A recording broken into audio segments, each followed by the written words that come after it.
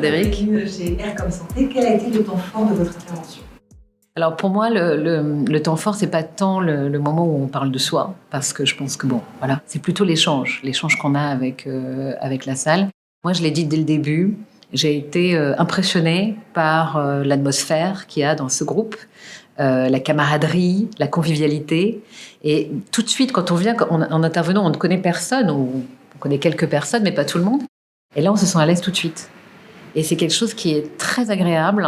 Et tout l'exercice de questions-réponses qui peut être parfois intimidant ou un peu gênant, on se sent hyper à l'aise. Donc j'ai adoré ce moment. Voilà. Merci beaucoup, ça a été un formidable moment pour nous aussi. Alors ma prochaine question est, quelles sont les promesses de l'IA dans le domaine de la santé selon vous? Alors l'IA, l'intelligence artificielle, promet énormément de choses dans plein de domaines. Pour moi, moi à titre personnel, ce qui m'impressionne, c'est ce qu'on pourra faire dans le domaine de la santé. Et c'est pour ça que je pense qu'il y a énormément de choses à faire ensemble entre une entreprise de technologie comme Google et des entreprises du secteur de la santé comme les vôtres.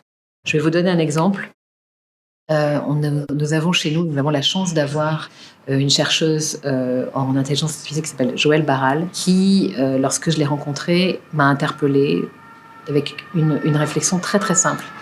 Elle m'a dit, tu sais, quand on parlait d'IA et de la progression fulgurante qu'on a vue cette année, elle m'a dit, tu sais Isabelle, nous les chercheurs, on ne pensait pas qu'on vivrait ce qu'on est en train de vivre aujourd'hui de notre vivant, dans le domaine de la santé.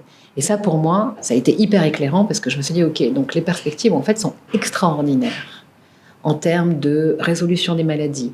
DeepMind l'a fait notamment avec un projet qui s'appelle AlphaFold, qui a permis de comprendre les protéines et d'ouvrir en fait cette connaissance au grand public en open source, et donc de permettre à plein de médecins et de chercheurs d'utiliser ces connaissances. On a gagné, semble-t-il, 50 ans de recherche dans ce domaine. C'est vous dire à quel point les capacités sont gigantesques et donc les promesses sont intéressantes. En dernière question, vous avez découvert Air comme Santé. Si vous pouviez partager avec nous un mot commençant par R, important pour vous, ça serait Air comme? Responsabilité à l'heure de l'IA. On en a parlé pendant tous nos échanges. Je pense que la responsabilité, elle est fondamentale pour aborder cette révolution qu'est l'intelligence artificielle, parce que les promesses sont impressionnantes, mais on ne pourra pas le faire sans la responsabilité, sans des garanties, sans de la régulation, de la réglementation. Et c'est là, je pense aussi que c'est quelque chose qu'on connaît aussi à la fois dans le secteur des technologies et le secteur de la santé, c'est quelque chose qu'on partage. La responsabilité, vous le connaissez parfaitement.